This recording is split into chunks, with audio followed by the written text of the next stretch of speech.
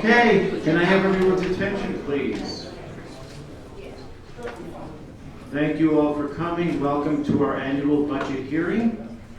I'm glad to see so many smiling faces. This is our major annual event. This is our primary responsibility as a Board of County Commissioners, is to manage, control, come up with whatever the county budget, and that's what we'll be hearing tonight.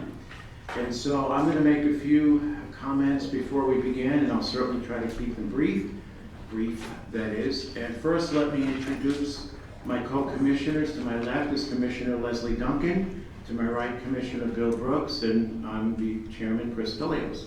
So welcome again, everybody. I also would like to introduce some of the people that have had quite a bit to do, but before I do that, let me say this. I hope any comments that are made tonight will be respectful and certainly civil. You're certainly welcome to speak. You'll be limited to 3 minutes. Take full advantage of the time if you'd like. Commissioners might choose to ask questions, and it depends on us as individuals.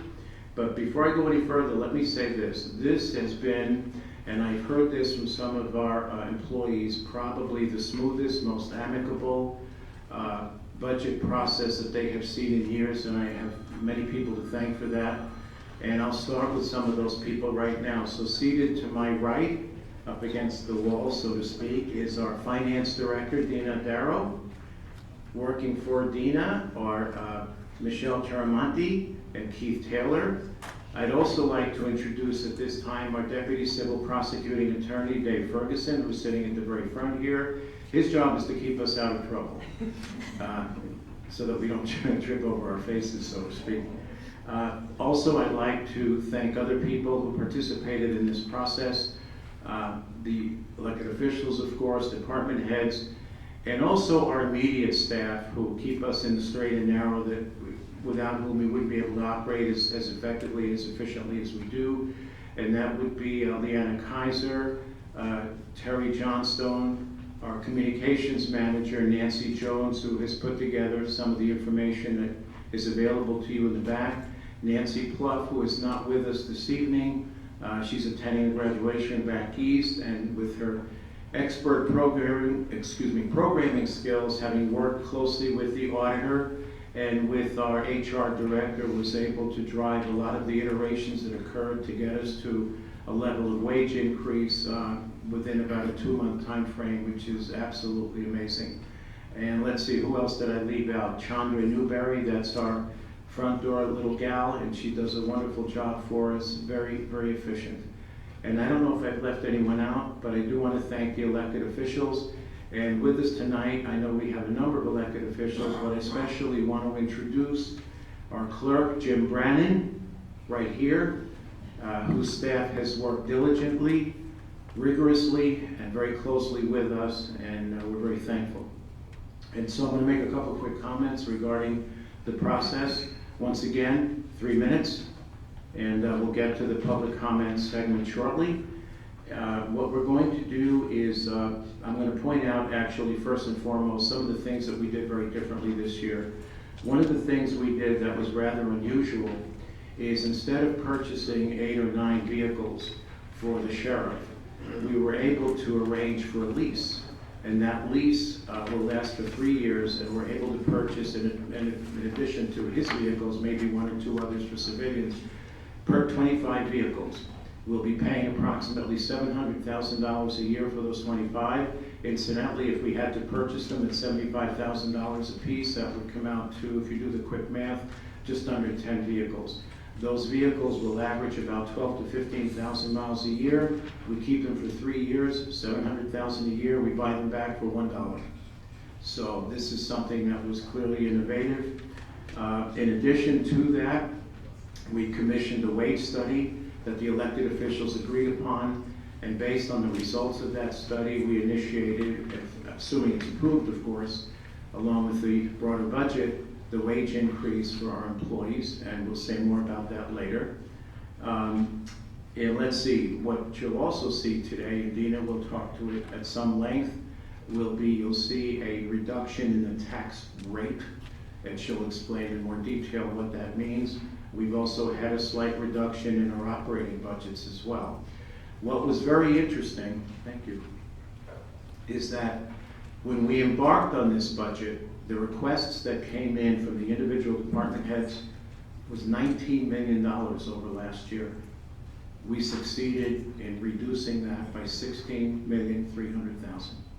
So the total increase, if approved, is going to be approximately $2.6 million, and this will be the first out of the gate $100 million budget, approximately 101.6. Now, we did exceed 100 last year, but that was the amended budget, not the budget out of the gate. So that's what we're looking at. And let's see, what else can I say? Oh, growth. Let me address the question of growth very quickly.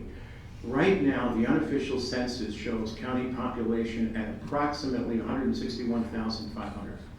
So we grew by approximately 4,000 people last year. We're growing at a clip of approximately 2 to 2.5% per year.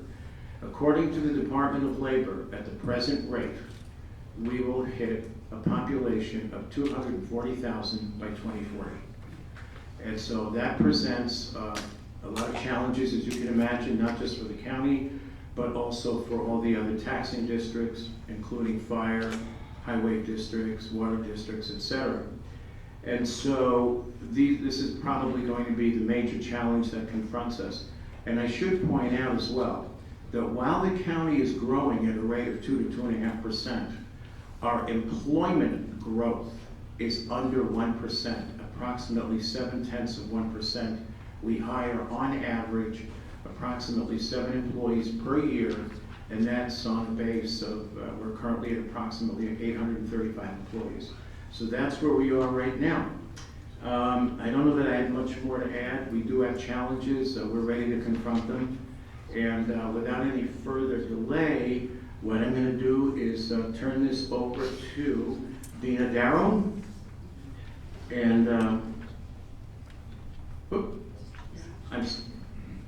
let me reverse the order. Dina's going to address the county budget. Oh, before we do that, let me also explain. What's very interesting is counties are mandated by state law. Cities are not. We have to exist. They do not.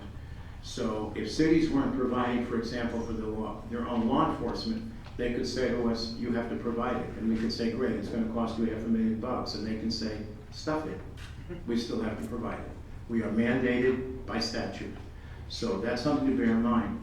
And what ICRIMP, who is our insurer, likes to say is that counties exist for 2 reasons: to provide for public safety and welfare and collect taxes. Often what residents don't realize is we're collecting taxes for approximately 44 taxing districts. Now, not everyone is paying into the 44 taxing districts. It depends where you live in the county. So you might be paying into 6 or 7. And those districts have their own taxing authority in many cases and their own commissioners. You have highway district commissioners, you have water district commissioners, fire district commissioners, etc. And of course, we have schools who tend to take a very large chunk of the budget. If in case you're wondering how we fare against other counties or jurisdictions within the state of Idaho, in fiscal 18, we're currently in fiscal 19, but in fiscal 18, we took a 1.5% tax increase. That year, all but 5 of the 44 counties in the state of Idaho took the full 3%. And in fiscal 19, which is our current fiscal year, approximately half are dipping into their foregone balance. Ada County is exceeding $5 million of foregone balance that they're going to be dipping into. Not only are we not in debt, we are also not dipping into the foregone, which incidentally is just slightly over $9 million. So I think it's easy to say that this county is in reasonably good shape. And so before we go any further, or before I get carried too long, let's go on to our fiscal 20 budget hearing presentations. And this is pursuant to Idaho Code 31-1605. Incidentally, those performance indicators that you picked up in the back of the room, those are also available, and many, many more indicators on site. Just simply go onto our website, and you can, and some of them, by the way, update in virtual real time. So if you want to know, for example, how many permits we've issued as a county, that's updated every morning. So you're getting a virtual real-time depiction. In addition to that, revenue and expenses is also virtually real time to the day. So, and once again, that thanks goes to our auditor and Nancy Fluff with her programming skills that help make it possible.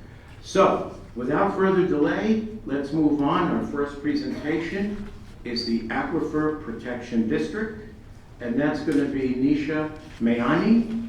Nisha, it's your show. All right, thank you. Can you hear me? Okay. All right.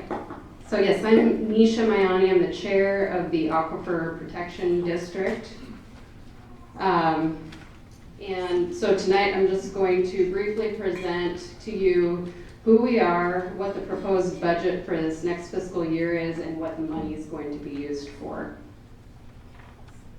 So the Aquifer Protection District was approved by the voters, and it was formed by the Board of County Commissioners in 2007. And the purpose is to protect the Rathdrum Prairie Aquifer, which is the primary source of drinking water for the vast majority of the residents in Kootenai County. Funding for the district comes from two sources. One is from the Burlington Northern Santa Fe Railroad, and the other is a single annual fee that's charged to each parcel in Kootenai County, and that is currently $5.74 per year for each parcel. None of the funding is tax-based. What the Aquifer Protection District Board is tasked to do is to develop work program elements for the appropriate use of funds. And that includes assisting with cooperation of agencies such as Panhandle Health District, DEQ, and the Department of Water Resources with the shared objective of water quality protection and education. As the Aquifer Protection District Board, we review requests that come in for funding from outside parties, and we also look at projects internally to use those funds for. So I'm going to talk about those. For this fiscal year 20, we are recommending 6 external requests that total about $454,000. There's one carry forward request didn't get used last year, $1,500, and then we have $98,900 in essentially internal projects, and I'll talk about all of those a little bit more. So the total budget for Aquifer Protection District for this fiscal year 20 is just under $555,000. The main goals for the Aquifer Protection District for this coming fiscal year is an update to the Aquifer Atlas. This happens every 5 years, and that atlas is provided to the public. We're looking at critical recharge area easements, and I'll talk about that a little bit more. And then just continued monitoring of the external requests that we get, just to see what progress is made and what the measurable impacts of those projects are. There's no proposed change to the current parcel fee of $574 with this budget. So starting into the external requests that we look at, first one is DEQ. This one is essentially funded by the BNSF funds, and it includes the DEQ's inspection of the BNSF refueling depot and monitoring, DEQ's administration and oversight of this program. They also assist with education and outreach, and they work closely with Panhandle Health District on sampling and analysis, and support consultants and other agencies and schools. Panhandle Health District is a large portion of the budget, and they do critical materials, facility inspections, just to make sure that people aren't dumping bad things into the aquifer. They also do sewer and stormwater management, water quality sampling in conjunction with DEQ. And again, DEQ and Panhandle Health have a pretty close partnership, and then they too also have community outreach. So some of the smaller requests that we received and our funding, the Confluence Project is an educational program that's focused on water resources and issues. That's for 10th through 12th grades. So participating schools last year and we expect this coming year include Timberlake, Lakeland High School, Lake City, Coeur d'Alene, and Venture High School, and Post Falls. This has been a successful project. These students work throughout the year on water resource projects and then end the year at what is called the Idaho Youth Water Summit that's held at North Idaho College and present their projects. Spokane River Forum is another outside request that we get, and that is a conference that is sometimes held in Spokane, sometimes held in Idaho, but it looks, the focus is regional water issues. And then Kootenai Shoshone Soil and Water Conservation District, they have a growers conference that they request funds for that we approve. And then the last couple, Bureau of Reclamation has 4 agromet stations that are located over the aquifer, and those are used for dialing in crop irrigation. And then U of I Outdoor Classroom, they have a piece of property, actually it's owned by the city of Coeur d'Alene, that they worked in conjunction with the city of Coeur d'Alene to develop to a state that they can bring elementary students out to and talk about water subjects and do some education. So that's the external requests that we got. The internal projects that we are looking at that I mentioned before, the big one, so the Aquifer Protection District does a lot with education and outreach as well as DEQ and Panhandle Health. I mentioned the Aquifer Atlas, updating that. The big one for us in the coming years that we're pretty excited about is looking at critical recharge zone easement and protection. And so the focus right now, there's 3 areas, Rathdrum, Hauser Lake, and Hayden Lake. And so these are locations where the aquifer or surface water is entering the aquifer, and so we're looking at protection areas for each of these. So that is, I guess that's all of the projects that we're looking at for this budget year. This is just looking at the fiscal year 18, 19, and 20. We're about 1,000 less than where we were last year. And with that, if there's questions or more information, we're happy to hear from you. You can email Nancy Jones at the county. And that's what I had. Any questions from the board for Misha? Thank you.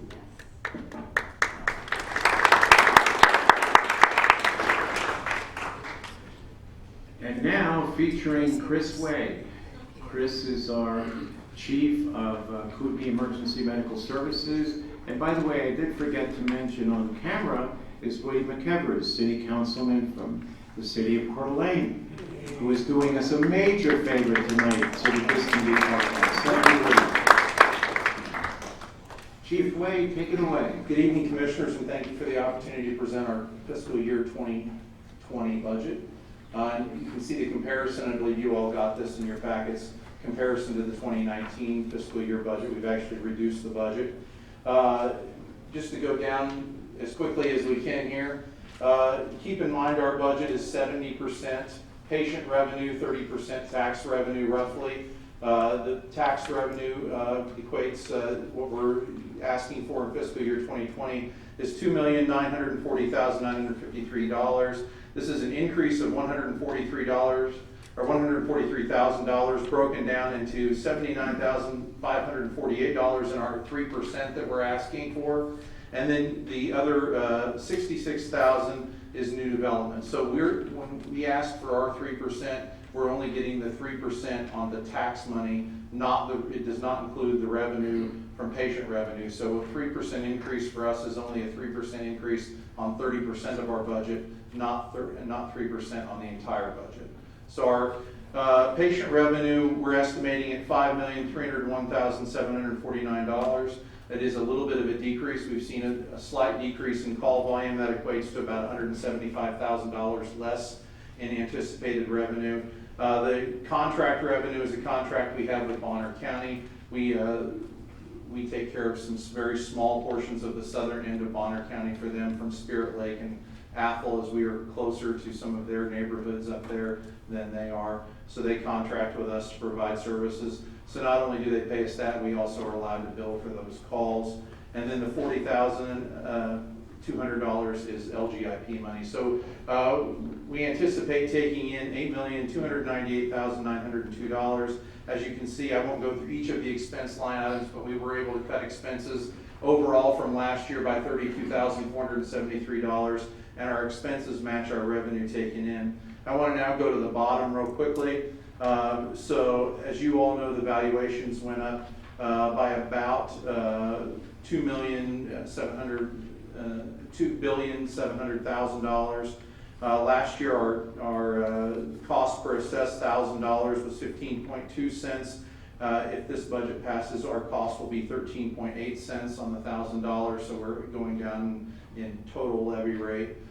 We last year had the second lowest EMS levy rate out of the 44 counties in Idaho. It's too early to obviously tell what this would bring because not everybody's done with their budget process, but I would have to anticipate that we would stay at the very low end of the EMS levy rates.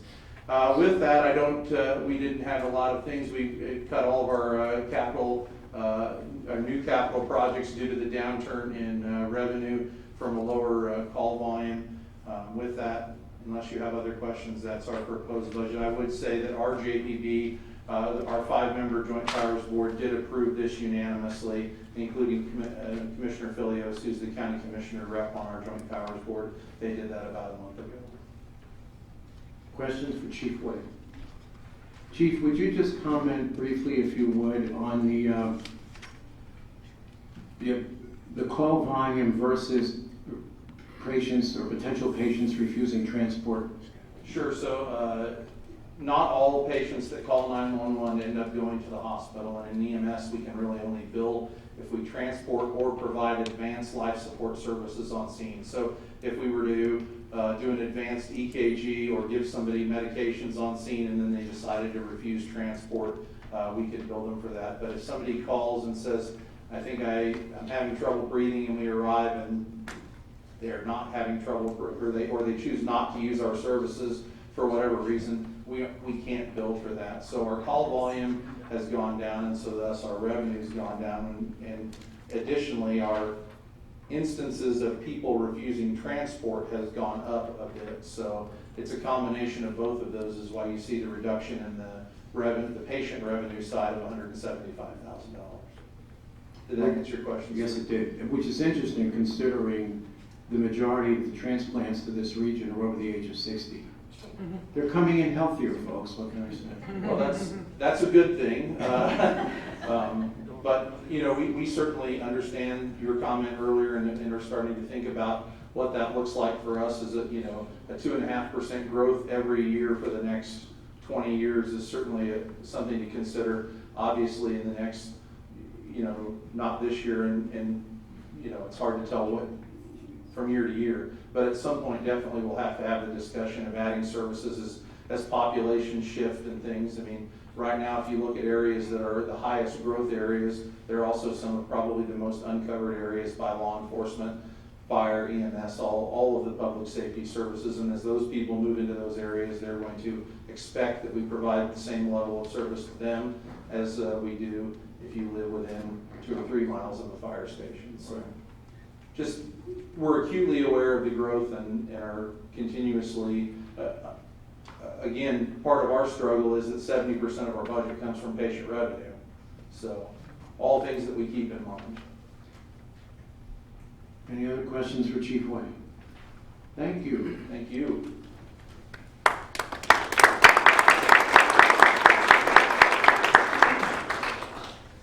Okay, so our next, and I guess it would be final presentation, is Kootenai County. Jim, did you care to make some comments?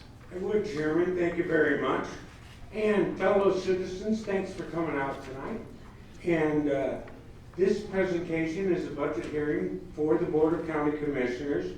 This budget has been prepared based on what they have said, and we have put it together and assembled it under their direction. And what you are hearing tonight is up for their vote for approval. So, with that, I want to thank you all for coming out again. It's great to see so many, and I hope you have comfortable chairs because we're not going to be as brief as Chief Wade.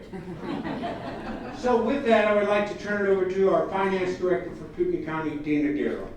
Thanks, Jim. Thank you, Dina. Thank you, Jim.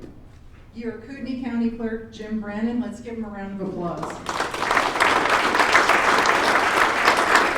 I just gotta say, he's had a rough couple of months, but he's tough, and he's been in this budget process from end to end.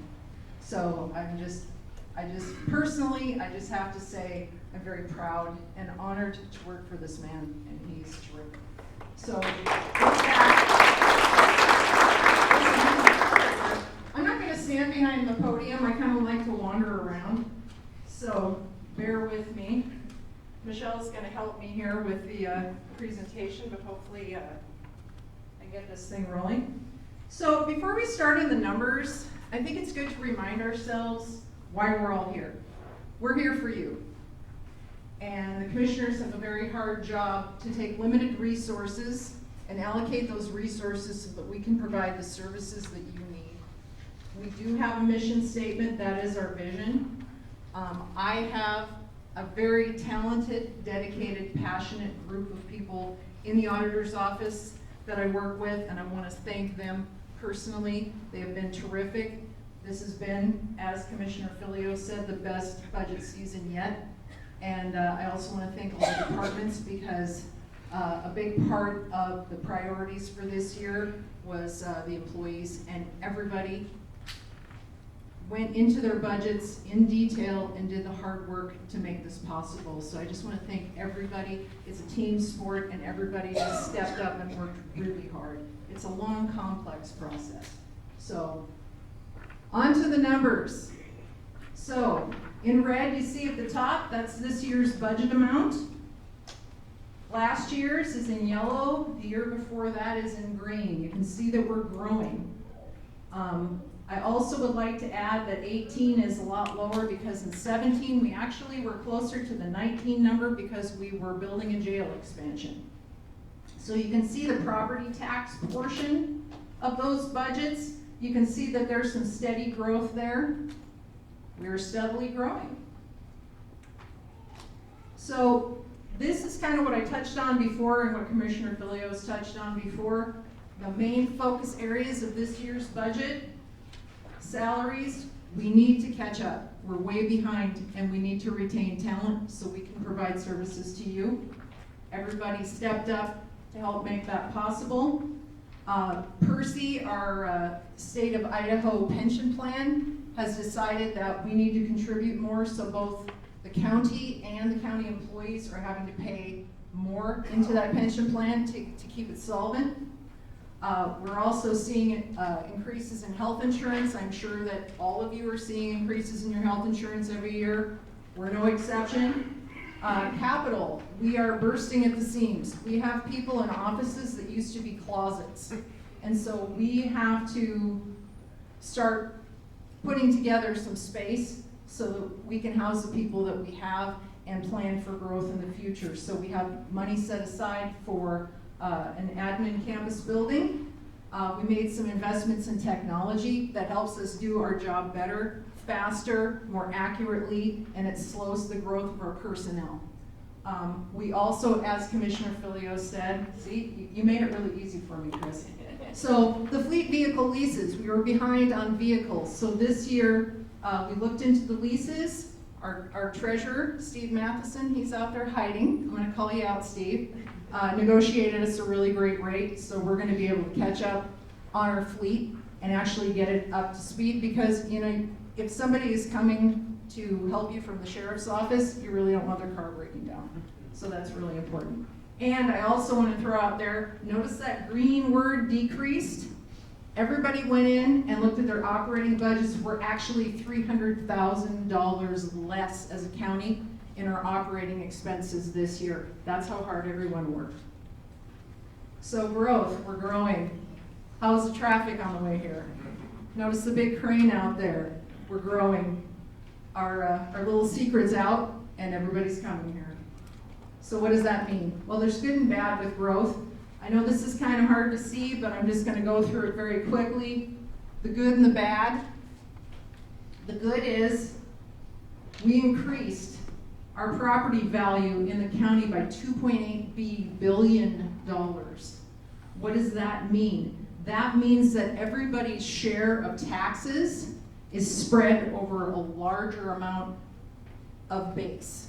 So that means everybody's individual cost, if everything is held equal, your property tax by the county will go down a little over $25 per $100,000 of value.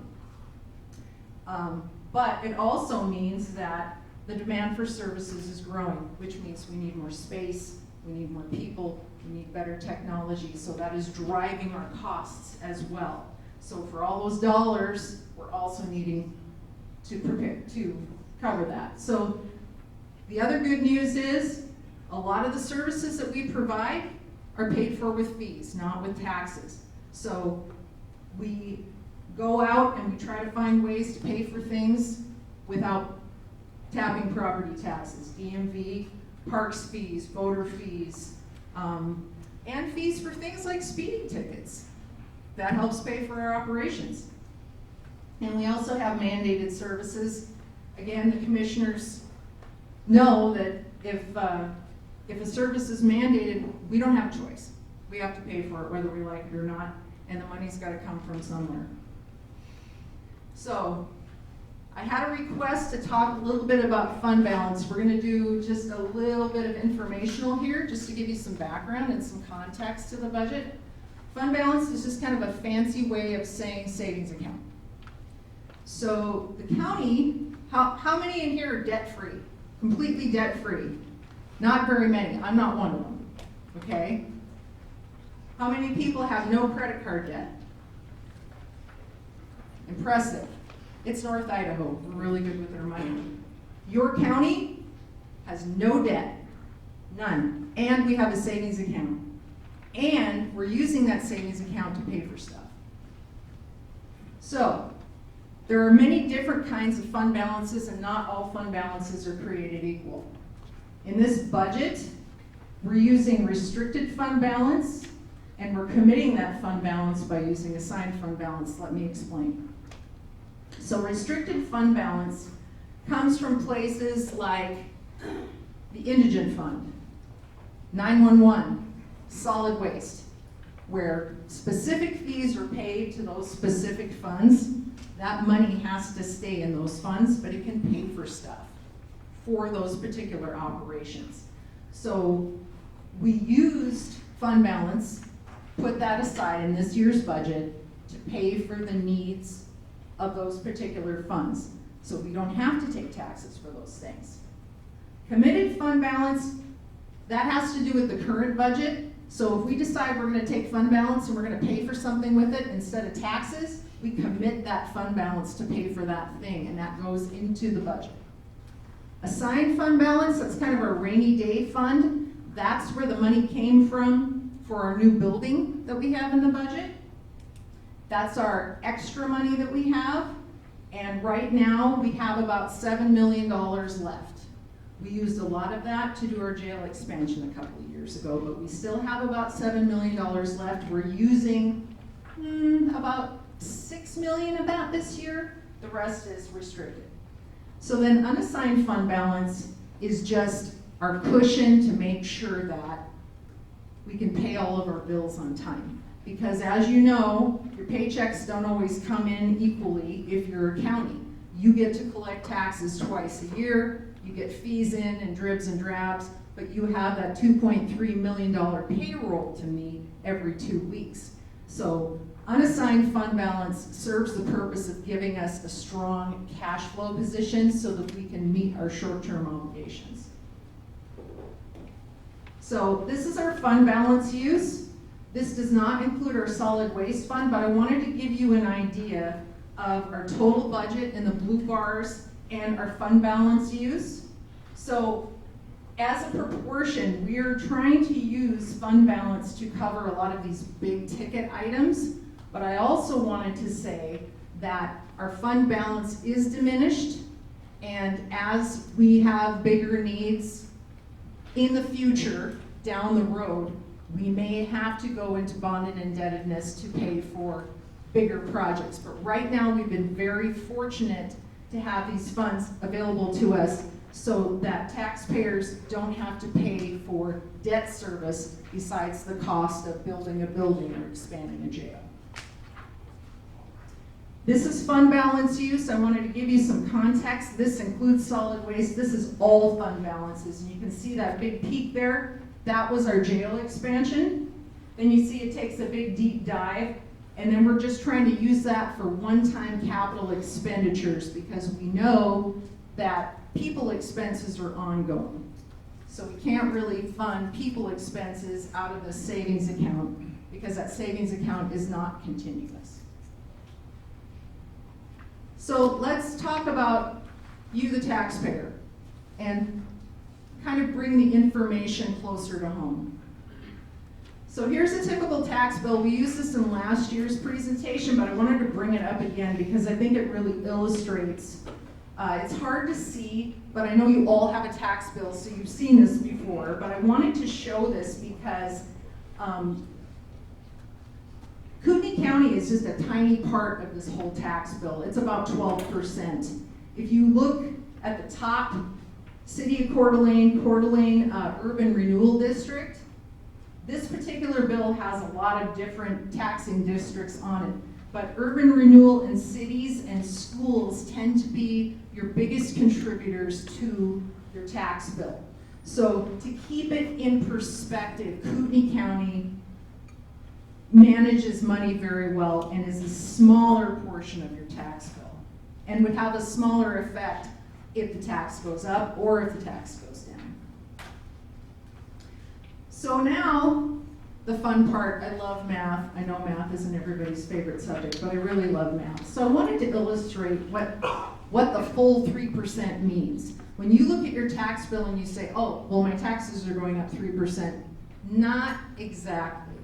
But for the purposes of the county's piece, the way we calculate that 3% tax is we take and look back 3 years at our property tax and we say, okay, Idaho law says we look back 3 years and we take the biggest of those three numbers, we multiply that by 3%, and that's our maximum taxing authority. So this year, if you look back last year, that's our number times the 3%. So that 1.4 million is the 3% component of our property tax. The second component of property tax is called new growth. We get that new growth number from our assessor, and that has to do with occupancy. And just for the purpose of information, occupancy means that, say you built a house, and now you're living in it, but you've only been living in it for 6 months. So the amount in there represents the 6 months, partial year that you lived in that house that is taxable. So all of those partial year occupancy rolls get multiplied by last year's levy rate, and that gives us the new growth component of the taxes. So those two numbers together, $2.6 million, that's all the new money that we have to work with to deliver services from the tax part of our budget. So then the levy rate, we talk about levy rate, it's kind of confusing, but just to say that the levy rate, all it is a number. And it's a number that takes what our taxes are divided by that $20 billion property number. That gives us a levy rate. So that's the rate with which the county is going to tax. So there's two reasons why your property tax will go up. Number one, your property value increased. A lot of our property values have increased. The second is your property value, probably, if it stayed the same, there could be other districts on your tax bill that raise their taxes.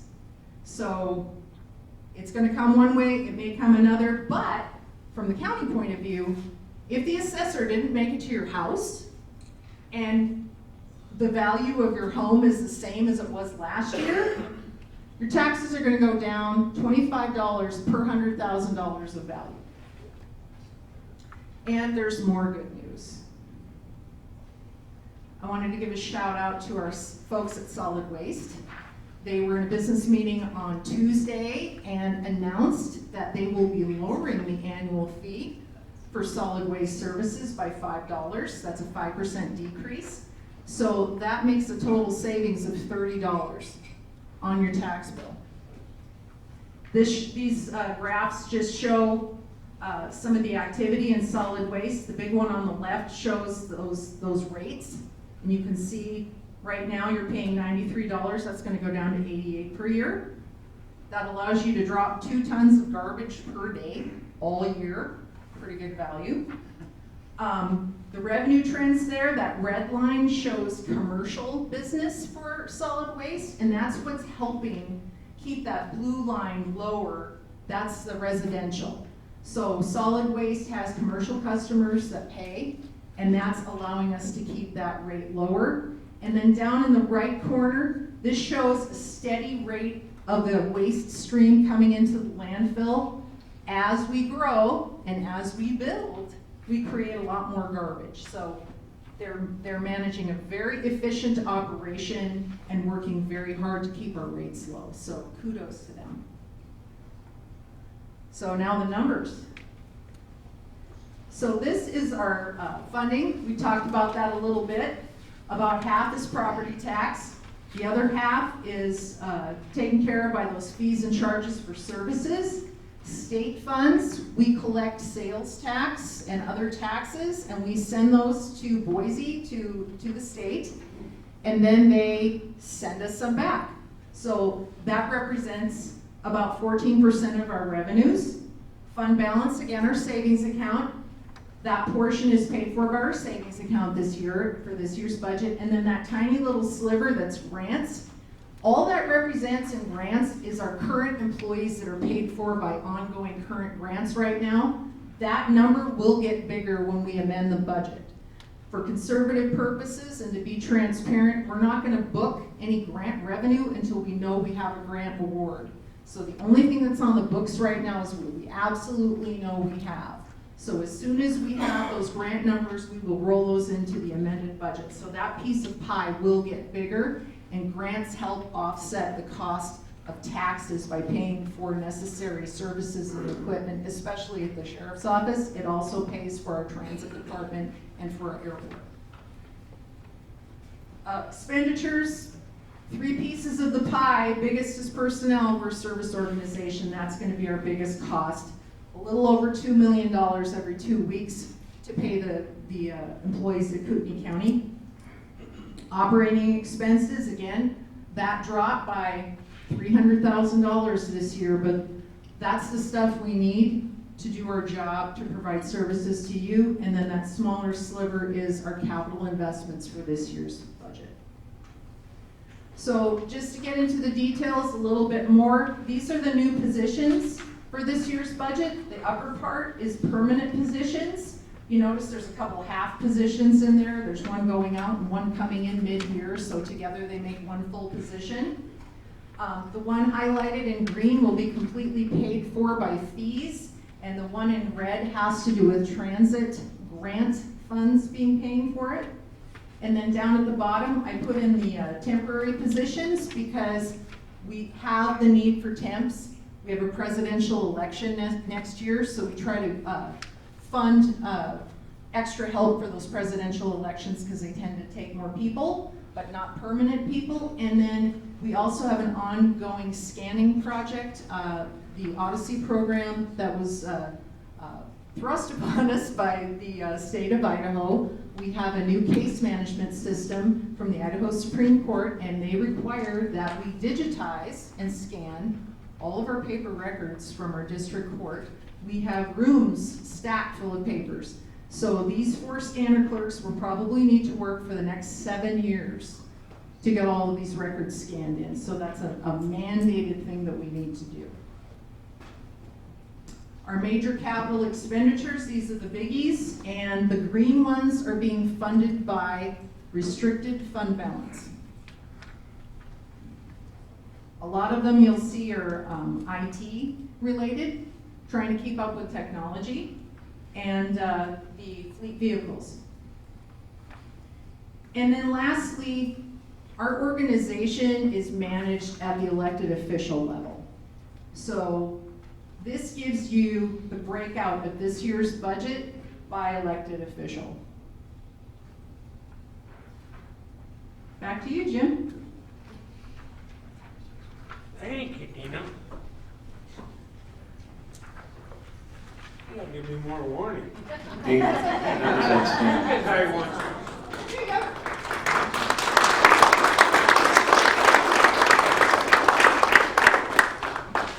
Oh, very good, thank you. Well, right now, we have made our presentation, and it is my pleasure to present this to the Board of County Commissioners for their consideration. Thank you. Thank you, Clerk Brannon. So before we go, I wanted to just do a quick walkthrough. But wait, there's more. We have bonus materials. So when you walked in, there was a sheet of papers there that has a packet that gives you more detailed information on our budget if you're interested. And we always hand out the packet, but we never really go through it. It's just a few pages. So I wanted to just touch upon it and go through it and explain to you what's in it, so that when you're looking at it at home, because I know you're going to want to take it home and look at it very closely because it's terribly interesting. I just wanted to give you kind of an idea of what you're looking at. Sorry. No, you're good. All right, so table contents. Oh, can I use this? Excellent, thank you. So this is a letter from your clerk giving you the highlights. If you get Coeur d'Alene Press, you may have seen this one before. This is our public hearing notice. This gives you all the gory details of our budget, and that was published twice in the newspaper.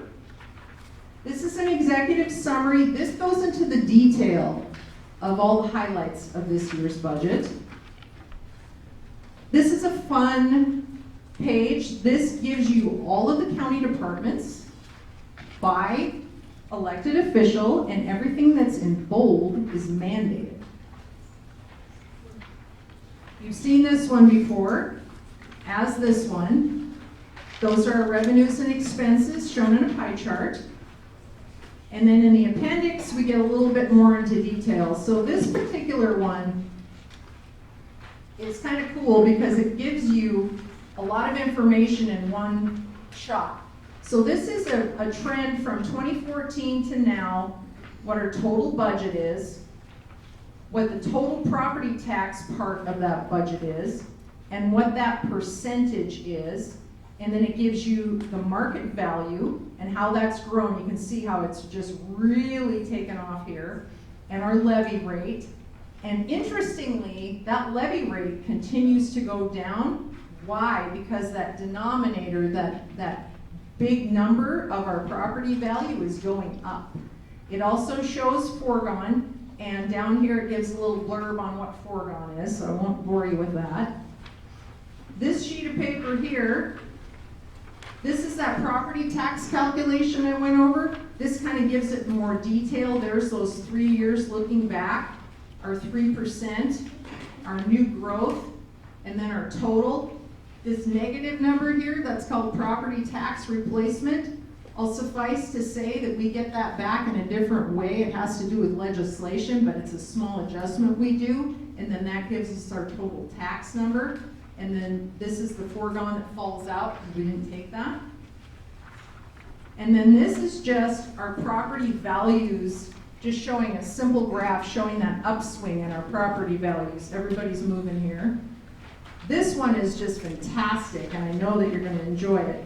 But just to say, this upper piece, this is all of our levy funds. These are the funds that we tax for.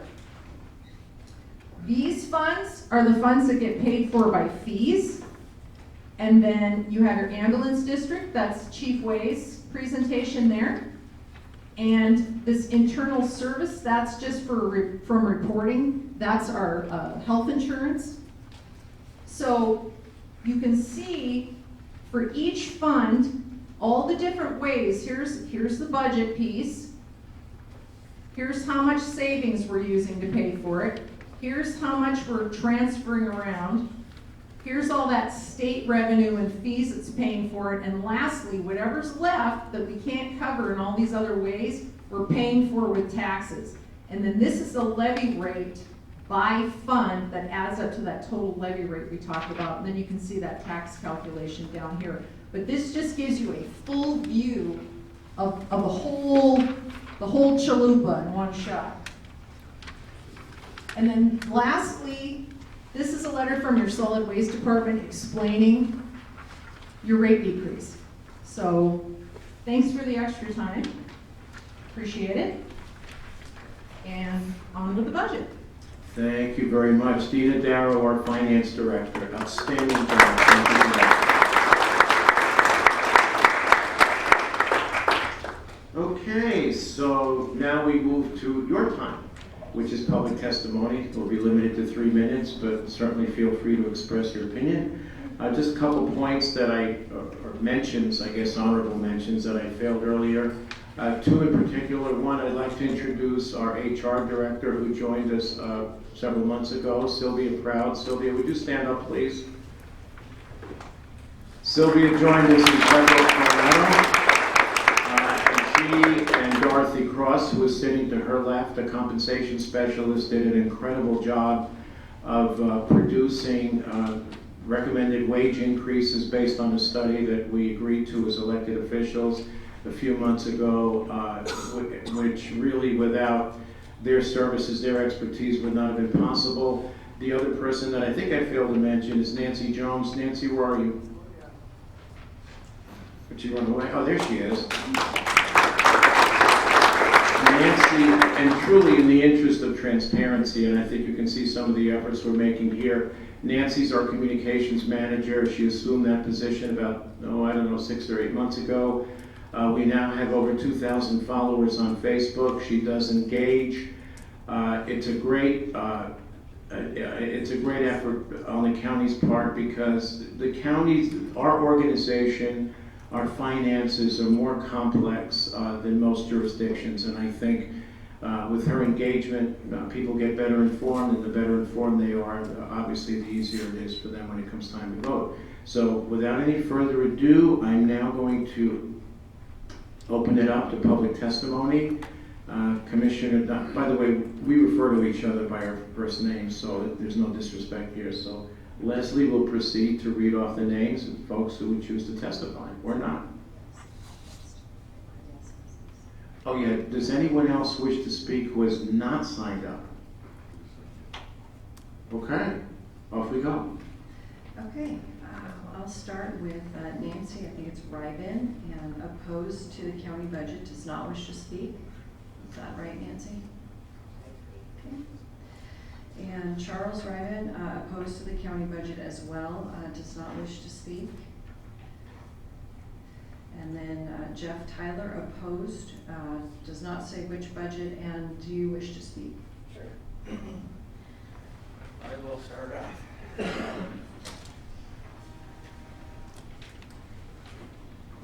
Name is Jeff Tyler. I live at 5892 West Harbor Drive, Coeur d'Alene. And I'm glad I live in the county because that saves me all the city taxes that I end up paying on some of my rentals. So it's a big difference, and it's nice to live in the county. I'm also the chairman of Northwest Property Owners Alliance, so I know many of you here. And I have noticed attending a lot of these hearings that a lot of folks that work here in the county are great employees and doing a good job trying to keep costs down. I see that with you guys. And but I'm also have the ear of the people that elect county folks. And most of the time in elections, we're looking for somebody that will hold the line on taxes. Because many people I know feel like they're being taxed out of their houses. You know, older folks that set income, and I know people that their taxes are going up $500 to $800 a year this year. And I know the county part is just a small part of it. We need to be diligent in all the different taxing districts. I know URDs is something that affects the county, and you have no control over URDs in the county. So that's something that our organization is trying to inform people about. But the one thing that concerned me was the last couple of years, 8% increase in the budget. Now, to me, an 8% increase in a budget that's a multi-million-dollar budget would be unsustainable for a small county like ours. Is that going to increase, or is it going to decrease? Our founding fathers wanted us to have a limited government and not an expanding government. You know, government is like a ravenous monster that has an insatiable appetite for more taxes. And even when good folks are working for government, I think sometimes unless you really focus on the people that put you there and that you're servants of, I think that's how it ends up growing. And my dream would be to see the government get smaller, not bigger. That's kind of a pipe dream these days. But yeah, the 8% a year concerns me. And another thing that concerned me, that the chief brought up earlier, was that less people are 30 seconds. Less people are paying for the services from the fire. Is that because they can't afford it? That's enough. You can stay there, Jeff. Are there any questions for Jeff? Let me ask Jeff, what services would you like to see reduced or eliminated in the county? Well, the thing I oppose is the 3% increase, which is not a huge amount. We could probably get to that maybe by having, you know, without cutting pay, you know, because I agree with people getting paid what they're worth that work for us. Maybe we can do without a couple of positions to make up for the higher pay. A couple of what? A couple of the positions, a couple of jobs. Maybe we don't need as many employees. Less services then? Maybe we don't need as many employees. Yeah, maybe a little bit less services. Because like I said, it's a growing thing. It's easy to keep hiring more and more government workers. It's how bureaucracy works. It grows by itself. And also things like the Aquifer Protection District. I noticed, you know, good presentation there, and I can see the pluses for it. It's a $500,000 a year expense that we have. And how many counties in Idaho have an aquifer protection? That's a $500,000 a year. So I'm sure we could go through the list. Many of these are not mandated. If we had to, I would think that we could maybe do some adjustments here. Adjustments hurt, but the average family that's barely making enough to feed their kids, they have to make tough decisions too. So that's all that we look for at Northwest Property Owners Alliance, is that our elected officials, you know, make those tough decisions and make it affordable for people to stay in their homes. Any other questions for Jeff? Yeah, I've got a couple.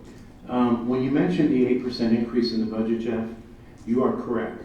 If you go from 94 to 101.6, that's 8%. But if you look at the tax component, which is an increase of $1.4 million, that's about 1%, or 1 to 1.5%. So the rest is fees, fund balance, grants. So when you look at the actual increase from a taxation standpoint, and you compare that to the growth rate and the demand for the increase in services, I would say that's pretty good management. You don't agree? No, I started off by saying that I've seen some good management here and some good folks here. And my big concern was just the 3%. I would have just liked to have seen a zero increase. But I do appreciate what a lot of folks here have been doing. I just think that government needs to, control it as much as they can so that they don't, like I said, tax people out of their homes. And to your point, I think you do make a valid point. We do have the circuit breaker program that you might be aware of for folks who obviously don't have sufficient income to be able to handle the taxes. The other point is for those of you that have relocated or transplanted from California, we don't have a Prop 13. So to Dina's earlier point, and also to your point, Jeff, the biggest increase that people will experience will likely be due to the increase in the valuation or the value of their homes. We can't really control that. That's statute. To change the tax structure would have to come from the legislature and, of course, the signature of the governor. But you do make a valid point there. If I could add to that, back when we had a previous president and the values of our homes dropped, the multiplier actually went up, and most of us thought that we would end up having a smaller tax bill. So that was quite a shock. So in other words, it's going to go up no matter what happens. Any other questions for Jeff? Thank you. No, I just comment, I would really like to see some sort of a property of 13 like was done in California, an initiative like that be begun in Idaho. I think that's the only place we're going to get any real property tax relief long term. I agree, Bill. Thank you. And then we're working with some legislators on something. Thank you, Jeff. Leslie?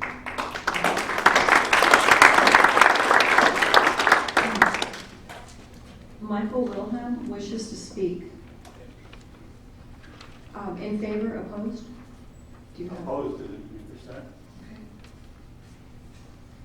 And I'm one of those homeowners that we were just talking about. My property assessment has gone up 65% in 2 years.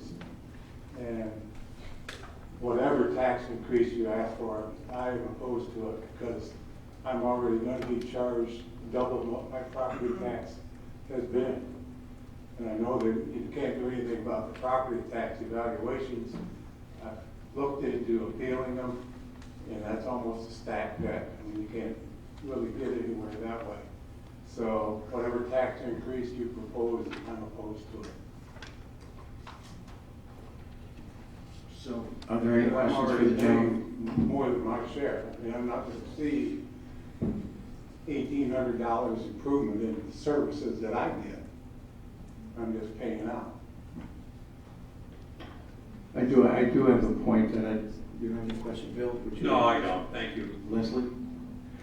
You know, you make an interesting point. When you look at the tax component of the increase, the 3% that you referred to, which is $1.4 million, that's about $300,000 short of what we will be spending this year, if you will, for wage increases. Some of the ladies and gentlemen in the back of this room lay their lives on the line for people like you and me and everyone else. When we lose a patrol deputy to the city of Coeur d'Alene or Post Falls or Spokane, the cost of replacement to get a deputy hired, trained, and up to speed is about $100,000. When we were recruiting for the jail, we launched a nationwide effort, and we managed to secure some 5,000 inquiries, if not applications. About 100 or fewer will make the cut. Either they fail the physical, the background, the exam. It's a sad state of affairs. But I know from growing up in New York City, and I'm going to give you some stats which are staggering. When we left in 1975 with 7.5 million people, the city had 2,300 homicides.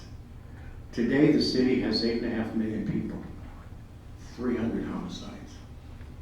Actually, it was due to Rudy Giuliani, but the fact of the matter, he put the boots on the ground, the people did the job, he eliminated corruption. And let's not forget that our neighbor to the west is Spokane. It's a problem, and it's a problem that exports its issues and its problems to our area.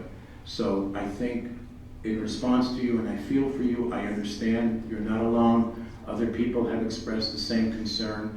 That's an issue with essentially the valuations and the current tax structure in the state. I don't know that there's an easy solution, but I thought I would at least enlighten people to what's really going on here. But as long as it's being based on property evaluations, then I'm not in for the 3%. I get it. I understand. Yeah. Thank you, sir. Thank you.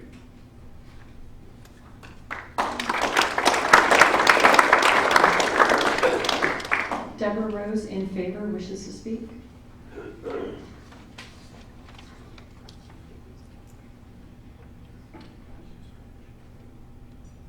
Good evening. Throughout the 20 years that I've lived in Kootenai County, I've had many hundreds of opportunities to interact with county staff. Some of them were here when I first came to town, and they're still here. Each of these county staff members I've worked with have been friendly, knowledgeable, and have gone out of their way to be helpful. Kootenai County residents are fortunate to have them serving us. Chris and Bill, I'd like to commend you both for taking a stand to ensure county staff will receive fair pay increases during this budget season. Leslie, respectfully, by not agreeing to move this budget proposal forward for approval and kicking the can down the road regarding staff wage increases, county staff turnover will only increase along with staffing costs. Just like everyone else, I don't like paying taxes and seeing my taxes increase. Yet the proposed budget remedies,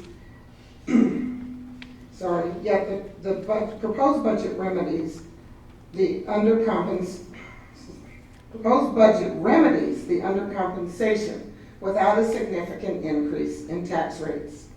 Given what has occurred in the past with wage studies that went unheeded, a proposal to consider future wage raises will neither retain good employees nor attract first-rate candidates.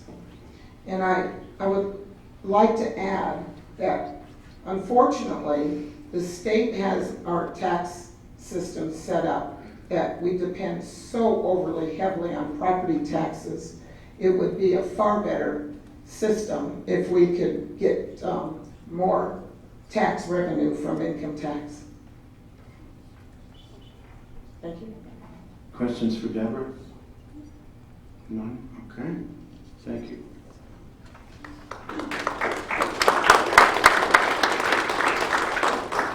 Jerry Johnson wishes to speak.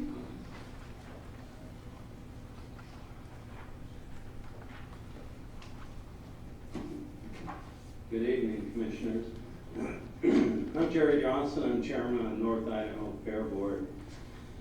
This last week, we wrapped up a record-setting North Idaho State Fair. Over 97,000 people came through the gates. Last year, we had over 85,000. Throughout this last year, we had over 650 4-H'ers use fair facilities on a weekly basis. We hosted 1,100 fifth graders for our annual Farm to Table event. Year-round, we had numerous events: motocross, Coeur d'Alene Tribe Powwow, dog shows, junk shows, and other events too numerous to mention. We do all this with only 4% of our budget coming from Kootenai County. This past year it was $75,000. Now, this small amount of funding does not pay for our employees, benefits, heat, light, water, sewer, or maintenance on our building or equipment. There's only one levy on your whole list that's smaller than ours, and that's the Historical Society. We use your funds to provide improved access for our guests, sidewalks, ADA restrooms, and other amenities that benefit people with disabilities. I understand your challenges. I've sat through many hours of your budget hearings. I've spent a lot of time talking to each of you and coming to the meetings. I know the sheriff needs new cars, the deputies and other county employees deserve raises. Benefits go up, which we pay out of our funds we raise, and our growing county needs to provide expanded services. What I don't understand is some of the spending priorities. One example, the parking lot right outside of this building appears to be in pretty good shape. In fact, I was up at Hospice thrift store and looked at that parking lot as well at the elections office. You're gonna spend, what, next week? Over $300,000 to tear this parking lot out. You're gonna spend $200,000 up at elections to repave that parking lot. Well, the fairgrounds that I've used are slogging through mud, puddles, getting to buildings for a wide variety of events in the fall, winter, and spring. Last winter, we had over 500 gymnasts struggling to use Jacqueline Building with the snow, mud, water. They could hardly get into the building. Phil knows exactly what I'm talking about. Do you have any idea what we could have accomplished with $500,000? With the partners we have, we could have probably paved a large area and served these people. You're gonna spend $300,000 here to gain, what, 9 parking spaces, something like that? 11. Oh. And we're moving the entrance, but keep going. This one expenditure will cost me, on my tax bill, Okay, your time's up. Try to wrap it up, please. Okay, my tax bill, this project costs 7 times more than what I pay to fund the fairgrounds. Thanks. Questions for Jerry? Thank you. Larry, did you ever have to walk across the parking lot in high heel shoes? I have not. But I'm not gonna ask you. Don't ask me, no. But you guys do a great job with the fair, and your ADA, I'm familiar with how it is to get around the fair, and you've really done great work with what you've got. Absolutely. Thank you. You deserve a I round of think applause. our numbers were skewed this year, the 97,000, because I saw Bill there at least 3 separate days.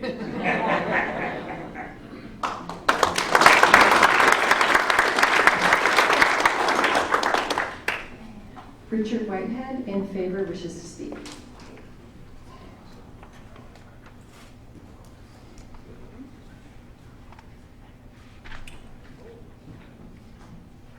Good evening, thank you. Rick Whitehead, Post Falls. You mentioned earlier the function of county government is public service and for public safety and taxes. I'm selfishly going to talk about one part of that, the public safety part. I attended a lot of your budget meetings and saw the sausage being made and applaud that effort, most especially the wage study that was done and how that's being applied, minus the detention deputies that the study was skewed on, I believe. As far as the county budget as a whole, I think for the size of our county and the growth, $100 million, that benchmark is a reasonable number for our size. The wage study and the increases you did this year, I applaud. In closing the attrition door, although that's just starting to close the door, there's still several years, I think, to go on making that happen, but I appreciate this first step. And I look forward to working with you in the future. Thank you. Questions for Rick? No. Thank you, Rick. Thank you.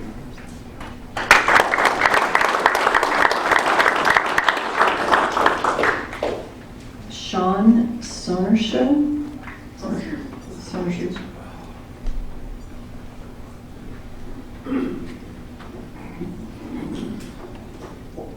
Greetings, Commissioners. Thank you for allowing me to speak tonight. I'm going to make this extremely quick and painless. My name is Sean Summershoe. I've been employed with you guys for almost about 13 years as a detention deputy. And I'm one of many detention deputies that makes up the better part of the jail operations. Sorry, Captain Holojek. As you know, the county's population has grown exponentially over the last several years, as well as our jail population. With this comes individuals that are relocated from other states with extensive criminal histories. These individuals also play a big role in assaults on law enforcement and drug dealing and smuggling than ever before. This has an increase in our daily workload. Officer safety is extremely imperative when we perform in our jobs daily. When jail staffing becomes short, our work environment becomes increasingly vulnerable to our staff, including, including assaults and other related responses. Our transient population has also increased. Many of these transients coming into our jail, a lot of them have mental health issues that we deal with. I'll give you an example. 2015, I broke my right shoulder trying to gain control of this particular inmate. And, you know, my shoulder will never be the same again, but however, these are the sacrifices that we make for this county deputies, not just detention, but patrol as well. So moving on, I'd like to go ahead and take a minute and kind of go through this new budget proposal for sworn staff. The budget, if this budget gets finalized, there'll be a 26 pay separation between patrol and detention deputies from its current 12% right now. This spread is extremely wide in comparison with other county agencies. Not only that, there will be a 16% pay difference between a patrol sergeant and a patrol deputy. For the jail side, there's a staggering 37% between a detention deputy and a jail sergeant. This is a huge pay disparity that, regardless of wage studies.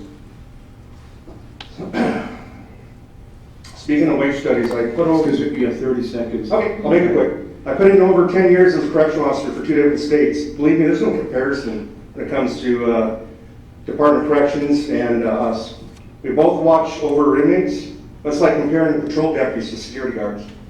If possible, I'd like to ask you guys to reevaluate excluding the Department of Corrections.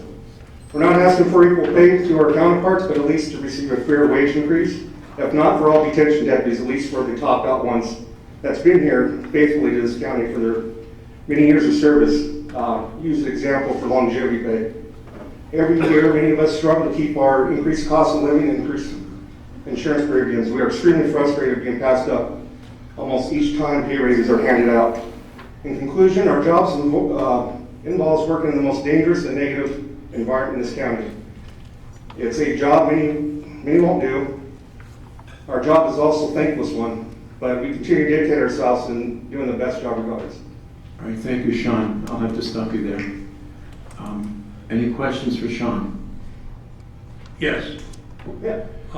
First of all, thank you for what you do. Thank you. Secondly, keep it short. Why do you stay when there's such a disparity? I stay because I like where I'm at. I like the coworkers. We've got a great camaraderie with the staff. And it's all about the money sometimes. It's a good county to work for. I plan on retiring here. All right, thank you. Leslie? Any questions? Okay, and I'm going to comment on the wage study later, but I'll wait till that time. Thank you, Sean. I appreciate it. Thank you.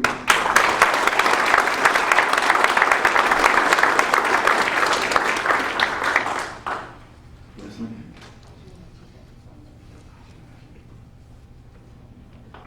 Okay, why don't we, that clock's a little fast. Mine's reading 7:19. Why don't we be back here at 7:30? So we are recessing this meeting for approximately 10 minutes, 10 to 11 minutes. We'll resume at 7:30. Thank you.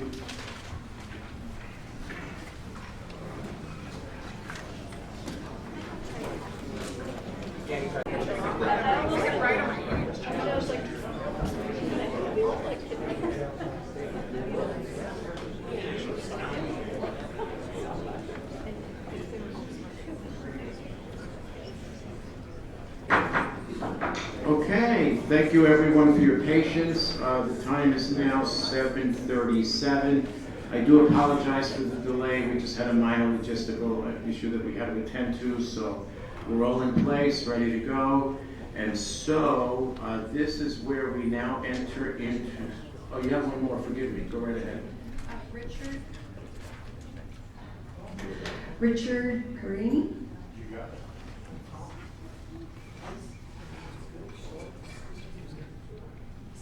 Commissioners, thank you for hosting this meeting tonight. Bill, on Prop 13, I was a mayor in California and it was enacted, and don't do it in Idaho. It needs to be totally thrown out and revamped. You've got to do the old tax structure because it almost bankrupted my city and it did the county. So be really careful pushing Prop 13 in Idaho. I escaped from California 3 years ago. Anyway, my takeaway from tonight is, and the numbers are great, everybody showed, you got a $47.5 million budget, that's fine. My only question is on the revenue side, how much of that is the increase in assessed valuation over time? Because that's where we're getting killed. Since I moved here, it's 36.4 on my house % increase on assessed valuation. That's what's killing us. The 3%, 1.4 million is not that big a deal in retrospect. The only thing I caution you on, because I've been in the seat you are right now, you get used to living on high assessed valuations in the tax base, and then it reverses on them. And then you're stuck with excess employment because you've hired and you've staffed up and you've got your other services. So I'm not preaching, I've been there before and stuff. On grant employees, be real careful with that one, because the federal government giveth and can pulleth in a minute. And those are full-time employees, and you're going to have to absorb them into your budget. That may be not something you want to do. You don't have that many here, so it's not that big a deal. The unfunded mandate from the state on that lawsuit, I'd sue the state. That's 7 years. You're going to have people photocopying or digitizing stuff. That's an unfunded mandate, and they should be made to step up and pay that. I'm sorry. You need to get your other county commissioners from other counties to back you on that. The last thing, I commend you for going leases on your vehicles. We did it on buildings. We did it for like 15, 20-year buildings. We're able to spread that cost out, and then you get your funds that you have there allocated on a more even basis across it. It's a lot easier to budget. Anyway, thank you. Those are just some things that I took away from the next meeting. Thank you very much. Any questions?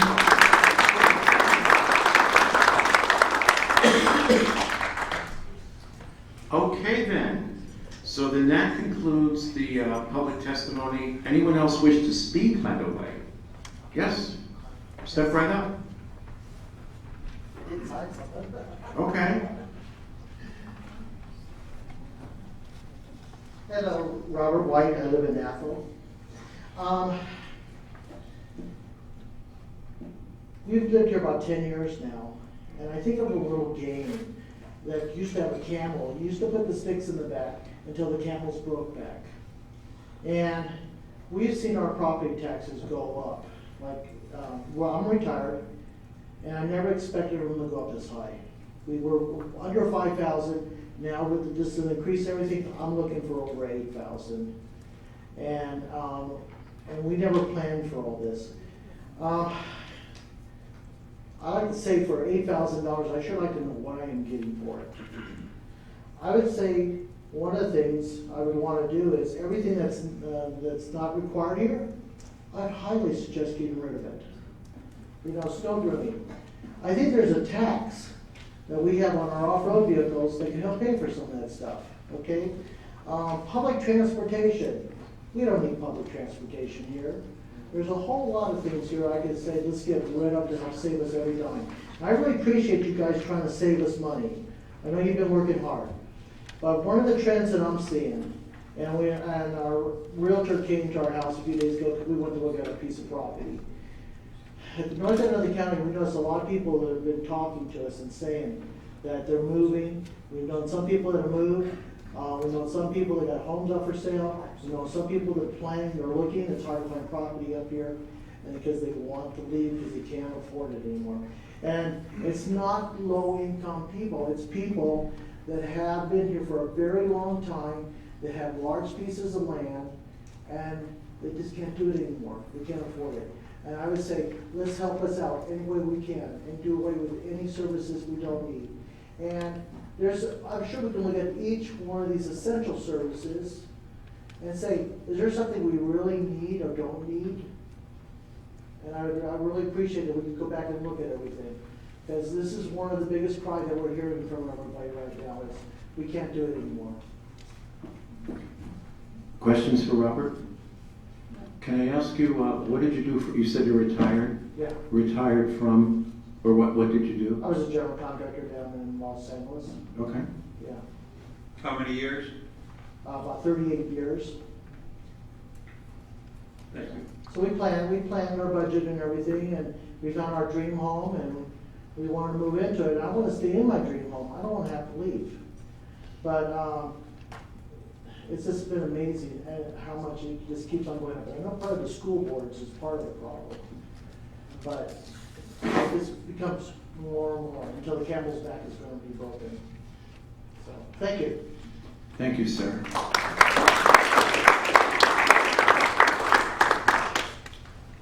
Okay then. So, so this concludes the public testimony segment of our agenda.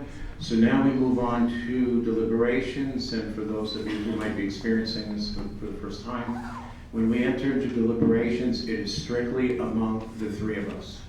When deliberations ends, we move to a motion, either to approve or deny or amend, as the case may be, the proposed or mentioned budget.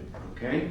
So at this point, I will entertain a motion to end deliberations and move into, to end public testimony and move into deliberations. I move that we end public testimony and enter into deliberations. I second the motion. Bill Brooks. Aye. Commissioner Duncan. Aye. Chairman Philios. Aye, motion carried. Entering into deliberations. So the first item, which is G on your agenda, is to take up the motion and specifically the budget for the Aquifer Protection District. Is there discussion? Comments? Motion. All right, I move that we approve the Aquifer Protection District budget as proposed. I second the motion. Bill Brooks. Aye. Commissioner Duncan. Aye. Chairman Philios. Aye, motion carried. The fiscal year 20 proposed Aquifer Protection District budget is hereby approved. Second item, motion regarding the EMS, Emergency Medical Services budget. Do we have discussion? I'm fine. No questions, no No discussion? questions, okay. Since I sit on the Joint Powers Board and I already voted to approve it, I guess I have to go along too. Motion. I move that we approve the KCEMSS budget as presented. I second the motion. Bill Brooks. Aye. Commissioner Duncan. Aye. Chairman Philios. Aye, motion carried. The proposed budget for fiscal 20 for Kootenai County Emergency Medical Services is hereby approved. Okay, so now the big enchilada, as they say. Item number 3, Kootenai County budget. Let's have a discussion. Bill? This is the first year I've done this budget. I've done 2 companies that I've been associated with large budgets, large personnel costs, usually with a board of directors. And this has gone very smoothly. And we heard this from a number of people, department heads and senior employees who have been through this year after year at Kootenai County, and they said this was one of the smoothest years I've ever seen. And that has a lot to do with Dina, your people, and Jennifer's help and the clerk's help. We don't always agree, but who would want, everybody to always agree? We had some pretty intense discussions. But with the growth we've experienced and trying to keep it down in terms of budget, not going into foregone. Initially during the budget process, I pulled the board in when it was public meeting about each of us agreeing to take the 3%, and each of us did agree to take 3%. And later, at another public meeting, I asked, will each of us agree not to go into foregone taxes? And we each agreed. Now, I think foregone taxes, it's an evil. It's a clawback. If you think taxes are bad now, if we added another 3% on that because we decided we want, that's bad. But to do the things we had to do, really tough. And we had to pare here and shave there and discuss this. And the sheriff's department is a big part of the budget, and they were, I don't want to say generous, but they were flexible, and they worked with us, and we worked with them. We worked very hard on all employees' pay. I personally think we missed a section called detention deputies because in my mind we equated them with prison guards. and they are not the same thing at all. Detention deputy has adjudicated and unadjudicated people in their care. There's a lot more movement, a lot of classification. They can't really go out to lunch, if you know what I mean. They're stuck in the jail. And they have made it clear they'd like to be within about 5% of the patrol deputies, which I think is reasonable. But the bottom line is, we did a good job on the pay. We've adjusted things. Overused image, we hung the picture on the wall and we're in the process of adjusting it. But first you gotta hang it on the wall to be able to adjust it. That's important, and we've done that. We're not falling behind. When I first became a commissioner, a city councilman from Port Lane came in and said, hey, you guys are great. He said, you find these great law enforcement types. You find them, you vet them, you investigate them, you train them, you season them, and we take them. We just took 3 highly trained deputies from the Kootenai County Sheriff's Office this month. And later on I find out it is a minimum of $100,000 a pop that we lose when we do that. It's not just the deputies. We lose people in planning who are underpaid, grossly underpaid, who go to the private sector or another governmental entity someplace in the area. Anyway, I want to keep good employees. I want to be fair. We have to absorb the massive increase in insurance costs that we experience this year. And with the help of the consultant and our HR department, we minimize that in terms of hurting our employees. Not going to hurt, but it's going to smart a little. But that's what happens when your costs increase. When you keep taking 0 as a commissioner, in my opinion, that's not the brave thing to do. That's the cowardly thing to do. That's the easy way out. The brave thing to do is to say we need to take the 3% because our house is falling down. Not to fix your roof is not a brave thing to do. It's a foolish thing to do. And when we lose employees because we're afraid to take the full 3%, that's a foolish thing to do. And we need to also think about and concentrate on cost of living. Otherwise, we fix them this year and they start falling behind immediately, all our employees. So that's why I'm going to vote for the budget. We worked hard. It's been tough. I'm proud to be a part of it. Thank you. Questions for Bill? Your turn. Leslie. So I've been here about 7.5 months, and I've learned a lot. I have a lot more to learn, and it was an exciting process. I know that I have my list of ways to make it better next year, and things that we can all work together and look for some more efficiencies. I am not for adopting this budget the way it is because I believe that there's some serious flaws with involving the wage study, and our employees, our HR department especially, have been rock stars. They've been so good at taking the information they were given and applying it. To me, it still looks like more of a blanket approach where I would like to do it more individually and look at departments individually, look at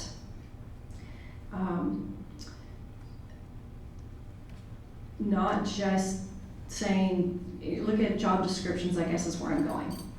So there are things that I think we could do better, and this is a one-time, when you just blanket like this, it's an ongoing cost forever. If there are mistakes made, you don't get those back.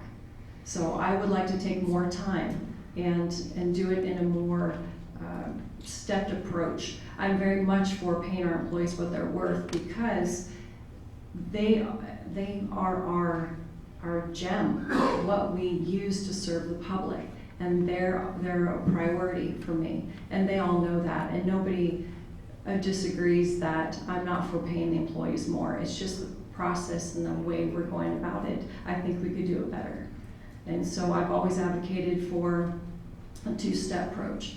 And I don't have a second, and you know, that's the way the cookie crumbles sometimes.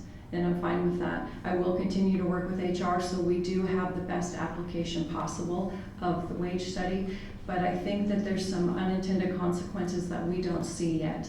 Our department heads are getting a 5% cap, and we have some department heads that are severely under what the wage study shows. The wage study just isn't perfect, and so I would like to use it more like a tool instead of a blanket and just saying, here's the wage study, we're just gonna throw it on the county.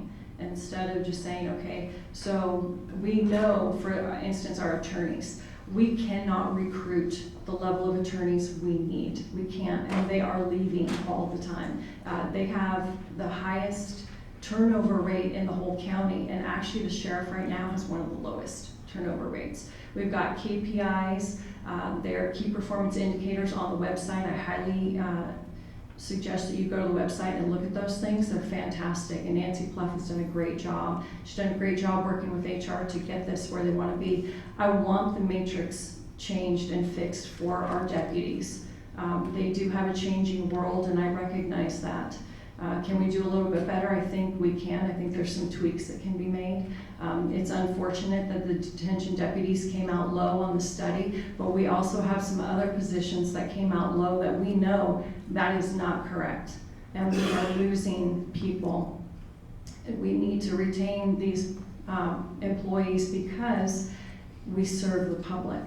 And as far as the parking lot goes, I watch the entrance and exit all the time, and I'm always amazed how we just don't have more accidents. So it's not just about adding 11 spaces, it's about the deterioration of it, it's time to replace it, and it's about fixing that entrance to make it safer and to make it a better flow in there. And the same with the elections parking lot is people walk right out the door into traffic. And that's, you know, that's something that we want to do. And it's honestly something we get a lot of complaints about is the parking out there. And we're addressing it some other ways as well. So, let's see, is there any other issue I want to bring up? Another concern I have with adopting this particular budget is it comes with ramifications down the road. And we're already $2 million into our FY21 budget over what we're budgeting this year. And that's because we're doing the wage study only 9 months instead of 12. So we'll have that to increase. We're looking at probably another 10% healthcare increase. That's kind of the industry standards. That's $900,000. Then we've got $250,000 for prosecuting attorneys. He's going to need some more attorneys. And our community development department, they have to have their technology upgraded. And then with matrix moves, because with the addition of the wage study on the sheriff's matrix, nobody's moving through the matrix in 2020. They'll move in 2021. So that all adds up to about $2 million. So we're already looking at a 3% in perpetuity to keep this up. So I would have liked to just take a breath, take a little bit more time, use the wage study as a tool, hit those crucial ones first that we're really suffering, like with the lawyers. And you know, who doesn't want a strong prosecutor, who doesn't want a strong defense? And then, you know, our civil as well. I mean, quality attorneys is what keeps our costs down as the county, you know, from lawsuits and things like that. So I am very much for addressing the wage issue. I just think it was done just a little bit too quick for my taste. And, you know, I've got 2 commissioners who are comfortable with it, and that's the way it is. But that's just kind of the way I looked at the budget. I am looking at workforce reductions next year, see how we can leverage technology and kind of look at things like that. Mr. Tyler, to your point, yes, growing government, I'm against that. What Kootenai County is suffering from right now is our justice-related services is growing faster than the population. And we do get about 30% from Spokane who are in our justice system. So that is a drain on our local residents who have to pay for somebody else's residence when they come commit crimes in our area. So it's one of those things where I wish it were different. I mean, it's not the 60 plus who are moving here committing our crimes. It's not, but yet we have such a high increase in our justice-related services. And we are out of room. This new building that we are considering building, we're getting, is it 3 new judges, 1 district, 2 magistrates, plus it's about 8 bodies. We have nowhere to put them. A closet would be great. We don't even have closets to put them in. We're out of space. So those are the kinds of things that weigh on commissioners, because we do only have a finite amount to spend. And you know, with my background, justice-related services are really, really important and at the forefront of my mind, because I think that leads to the quality of life that we have here. So that's why, in a roundabout way, that's why I can't support this budget. Do you have a question? No questions, I just commented, since Leslie brought up the parking lot, I voted against it.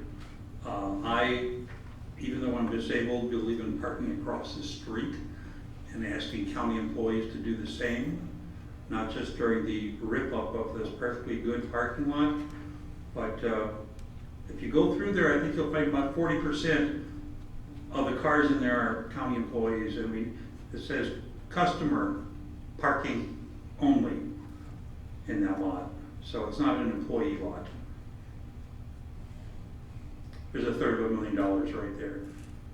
Elections needed it though. Elections was a dangerous lot where people back up and back into the walking flow where people walk. So there's a difference, but they were combined, so I voted against the whole thing. You're all set? I'm done. Your turn. I actually voted against Bill. I voted with Leslie on this one. Yes, it's $500,000, and the way it breaks out is $200,000 for elections and $300,000 for the parking outside here, the administration building. And I think Leslie makes a good point. The traffic flow is screwed up. It's not just a question of adding 11 spaces, it's also moving the entrance, because the entrance is currently located, or where it's currently located, impedes visibility, and that's a potential accident waiting to happen. We also get virtual traffic jams when people enter, so it's a multi-stage fix that we're trying to do. And it will be wider. And it will be wider. Yeah, Yeah, in fairness, it will be wider. Okay. So, since the wage study seems to be the focal point of our discussion here, so let's go there. If I were, and I guess in the course of deliberations, I don't want folks to get the wrong impression. Deliberations are there to encourage dissent, and then of course ultimately we vote. And when we do dissent, we try to do so amicably in a very collegial fashion.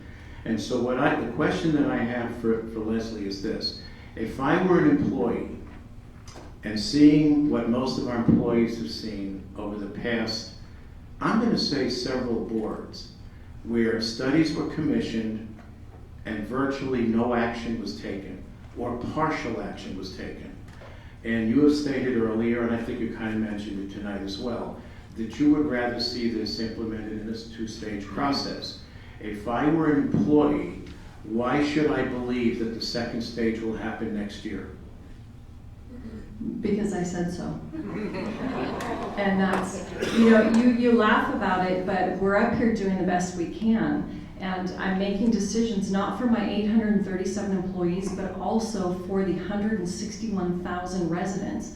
It's a balancing act. I have to provide good service. Therefore, I'm going to support my employees the best way I can. And financially is one way to attract and retain that.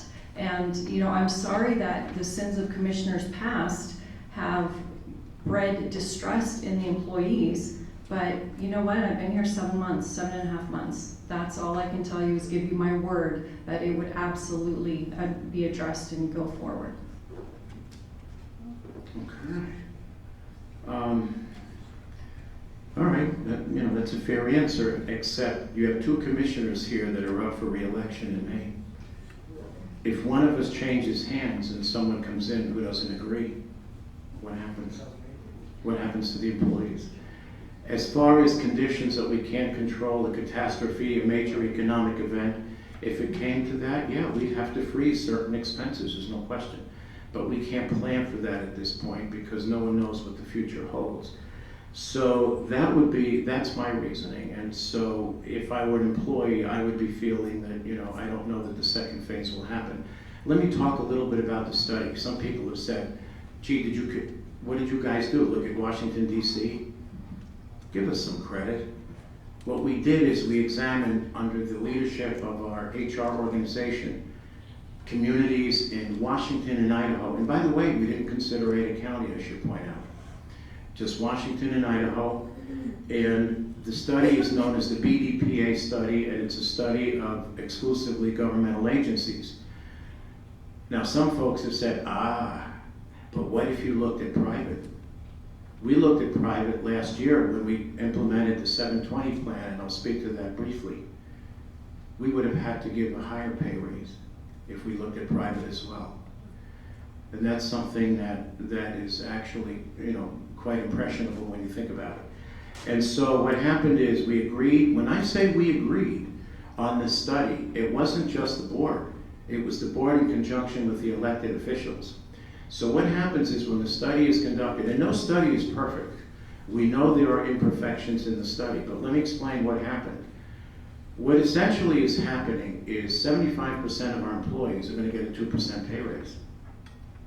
The other 25% will get something more than that. It peaks, I think there might be 1 or 2 employees that might peak at about 18%. But let me explain that. When the study came back, the most underpaid were our planners in community development, as much as 40%. Now, we're not going to give 40% pay raises, okay, let's be realistic. So we had to deviate from the study in that regard. And the second point of deviation is I'll take us back to the patrol deputies, and I hope the folks in detention are paying attention as well. When the study came back, if we had gone with the study, we would have had to pay our patrol deputies even higher than we're adjusting them now. Their average pay raise is going to be about 8%. We'd have had to go even higher based on the result of the study. We didn't. We decided that in the interest of protecting the taxpayers and staying within a reasonable budget, that we were going to go competitive with Coeur d'Alene. And so starting out, they're going to be competitive with Coeur d'Alene, and they'll step through the process and through the matrix over time. So that's what happened. But when you do a study, when you put a stake in the ground, that's where you go. Now, Leslie also mentioned that there are some imperfections in the job descriptions. That's true. But I'm not going to wait for those to get perfected before we proceed with the increases. Because if there are errors within those descriptions, the EOs have to own that. We have to own that. Department heads have to own that. So if it looks like we're putting the cart before the horse, the fact of the matter is we didn't do it right to begin with. Now, how many discrepancies do we have in the job descriptions? Not as many as you would think. The majority are actually in good shape. But the fact is there are some changes, they have to be perfected. So what we're doing this year in this particular proposed wage increase is trying to put a stake in the ground and to get us on a path where we can make the necessary corrections and adjustments going forward.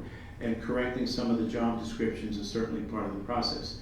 As far as detention deputies are concerned, and they're looking at a 2% pay raise, there may be some imperfections there, and those are going to have to be taken up going forward. And the basic disagreement there is corrections versus detention, and the type of aggression and the type of, if you will, inmate and resistance that they have to deal with, and that'll be taken up over time. So that's where we are there. Last year, this is, by the way, my third budget go-around. Last year, we implemented an increase of $720,000. We called it the 720 plan, and that occurred in last fiscal year, fiscal 18, but it went into effect the latter part of the year. And so what happened is, and this is what I'd like for everyone to try and understand, I had a solution that would have treated almost every employee, but it wasn't adopted. It took us 18 months to distribute $720,000. One commissioner punched out. He really didn't care for the process and said, no, I just want to go down to the next level. We'd started the process by essentially giving an increase to our direct reports. He wanted to go down to the next level. I said, no, if we're gonna go further and treat most of the employees. Anyway, long story short, the other commissioner worked with me, we worked together, and every time we get close to a solution, change in plan. Even to the point of that particular commissioner saying he didn't trust HR. Well, if you don't trust HR and they're the experts, who do you trust? So my point is, if it took us 18 months to distribute $720,000, I'm gonna buy into a plan that's gonna take 2 years to execute? I'm not. I've seen it, I've lived it. They are the experts. By the way, I've worked for big companies in the tech industry. I've even written comp plans, but I don't consider myself an expert. And I certainly don't consider commissioners that have held this position in the past to be greater experts, if you will, than HR. So that's my position there. As far as going forward in fiscal year 21, I don't necessarily share some of the concerns that have been expressed. If we encounter difficulties, we make the necessary adjustments. What we did this year that we didn't do in past years is we actually forecasted revenue that comes in from the state. And there's a history of that revenue being received, and it was about $1.5 million. In the past, we would essentially under budget, that is to say that under budget the revenue. And so that revenue would come in, so when the tax rate was lower, voila, everything worked out in the end. This year, we actually managed to factor it into the budget. Now, if the state runs into a crunch in the future, and that money doesn't come in, we tighten the belt. And if that means we freeze, we freeze. It's just that simple. But when it comes to that, we'll deal with it, just as private corporations do. And as far as workforce reduction, I've always felt, and I worked in the tech industry, Rockwell, AT&T, Digital Equipment Corp. I could never understand why these companies would lay people off before imposing a wage reduction. Why would you punish people instead of spreading the pain on a minimal basis across the workforce? And I imagine there are some financial gains in doing it that way. But personally, workforce reduction, you'd have to convince me that we have the fat. And as I stated earlier, if we're growing at 2 to 2.5% as a county in population, but we're only growing the workforce under 1%, around 0.7%, I think that's very reasonable. But if it comes to a squeeze, we do what we have to do. I would favor pay cuts over force reductions. I don't know if that's going to happen in the next year. Let me give you one final point. Just yesterday, I was talking to one of our directors, and I won't mention who it was and what organization, and 2 of his people are on the fence about leaving. And they're looking at increases, and one is private industry, Avista, the other is the city of Post Falls. $8 an hour increase. That's hard to pass up. That's the world we live in. We live in a world with a labor shortage. We have to compete. That might not be the case a year from now or 2 years from now, but that is the case today. And still, we don't come as close as we should, but we're putting a stake in the ground and doing the best we can. And for that, and I guess I can go into other reasons as well, the other issue that came up, and I'll try to keep it brief, was a discussion about Jobs Plus, Economic Development Corp. Leslie wanted to reduce it, and that's her opinion, that's fine. Bill and I chose to keep it. We voted $50,000 a year 2 years ago. We did it last year, and we voted in against it this year. It was a 2-to-1 vote. Let me put it bluntly. The transplants to the community, and everybody's welcome, but when they're over 60, they're not generating jobs. Now, people say, well, if you have a labor shortage, why do you care about bringing in employers? You saw a graph earlier that showed the spread of property taxes. You want a greater share of the property taxes to go to the commercial, not the residential. If we don't recruit businesses, that load is going to stay on the residential property owner. So the idea is to get them in here, and if they come in with employees, so much the better. The other thing I've heard, and this is actually rather disturbing to me, but I'm going to be very blunt. I once made a presentation to a political organization, and I said, you know, we really need to get a younger demographic, not only from an employment standpoint, but also people who would potentially found companies. and grow those companies. And one of the reactions I said is, we don't want them, they're tree huggers. Really? What about your kids? What about your grandchildren? Do you want them to be able to work here? Am I going to sit here and worry about how they vote? Or am I more concerned about generating jobs so that we can have a strong economic base? My primary concern for this county is economic growth. And I said it and I continue to say it, because if there's no economic growth, there's no future. So anyway, that's where I come down, and does anybody wish to comment? Yes. Go right ahead. Regarding the two individuals who are looking at an $8 an hour increase, they're not addressed by the wage study. The wage study came back and they're paid, I think, 1% under. So that's not going to help them stay with the county. Another thing is, I want to clarify, is I'm not talking about firing people, laying people off. I'm talking about leveraging technology where we don't have to replace once attrition happens. So I just wanted to make that clear. And then as far as Jobs Plus, I just recommended a reduction for 1 year to help us with the budget thing. Jobs Plus came in and told us how many more partners that they got. They weren't going to be suffering from lack of county support. And frankly, I don't believe that that is the role of county government, is to pay people to bring business here. I believe that our regulations need to be such where it attracts business here. And one of the big companies coming isn't coming because we pay Jobs Plus. They're coming because Washington has such stringent and ridiculous laws that they just enacted that they can't afford to do business there anymore. So they're moving here. And that's a huge blessing for us, but what it says is you are a good county. You are a place that is attractive for us to bring our business, bring our employees, and you know, there's going to be not so many, what was the percentage of houses? It wasn't going to be a whole lot that they were going to buy. But I think it was 100 employees. yeah, 100 employees. 5 were really upper executives. Right, so the upper executives, they were anticipating buying homes here.